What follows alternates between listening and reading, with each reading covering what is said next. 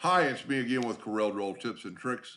I helped design this file yesterday, and I stated in the file that's not perfect that some of the lines are a little wider than the other lines. And I didn't take the time, but it's close enough. And then somebody else, one of my math mentors, mentioned that it would be a very good tessellation. Well, it would in a way, and I wasn't going to do anything with it. And then somebody asked how you could join these together and not have a double line. So we got a six-sided object, so I'm going to rotate it 30 degrees so I have a flat side on left to right. And I made it with my ratio locked, I made it 7 inches. And then I'm going to hit the plus key on the keyboard. I'm going to move it over.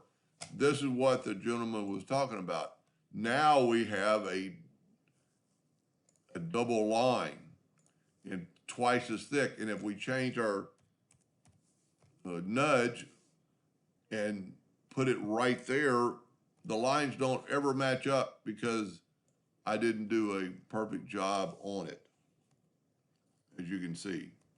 So what you can do is when it's in this position, now this would take a little time, but you go here and delete these lines, and then set your nudge factor on something pretty low, 0.001, and then zoom in where you can see it, click on your object, and just nudge it over till you think that line is about the same thickness as the other lines. Then all you have to do is just delete these lines. Whoop, should have zoomed in.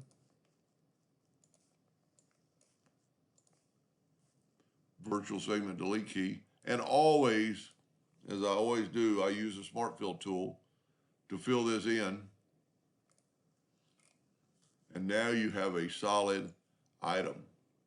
Now you'd have to do that a couple of times if you were going to make a tessellation of this, or a tessellation is just an ongoing, and this to me would be a tessellation because it's just more like a seamless pattern.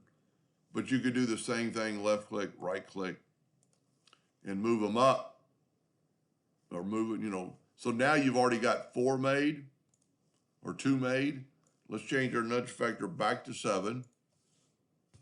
Duplicate it, hit it twice.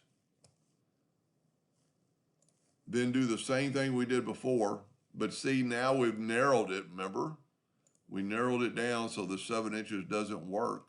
So what I could have done is measured this, which is 13. And if you can't remember that,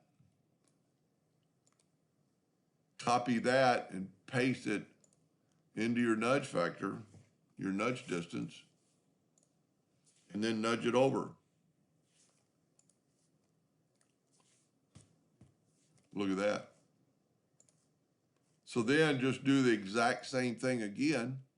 Just delete this line. For some reason it stops on that line. I must have broken that line. Set your nudge distance now on 0.001. Grab those two and just nudge them over till you're, and you could, if you were going to do this for real, I would use the parallel dimension tool. And let's just do that. Let's use the parallel dimension tool, kind of show it off, to get this gap. And if we would have started with the first gap on the other side, let's go parallel dimension tool. And we have a gap that is 0.16. Let's run the numbers out a little bit. 0.15963, remember that. Now grab the parallel dimension tool and do these. And we'll run the numbers out a little bit.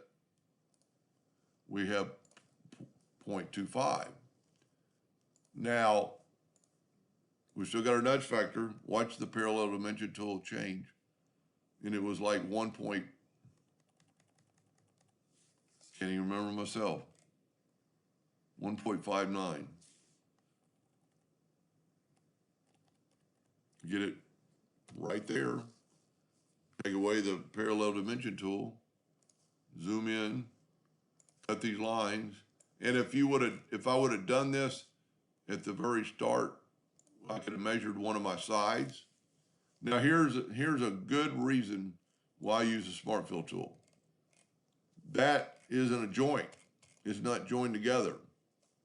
Now we need to take this and delete it, but take the Smart Fill tool and get into a part that we're going to fill in. And now that joint is better. Let's left click, right click. And if you remember, that joint wasn't touching. Now it's a perfect joint. And that would, you know, we're getting pretty big. It's 27 inches, but that would be really cool cut out.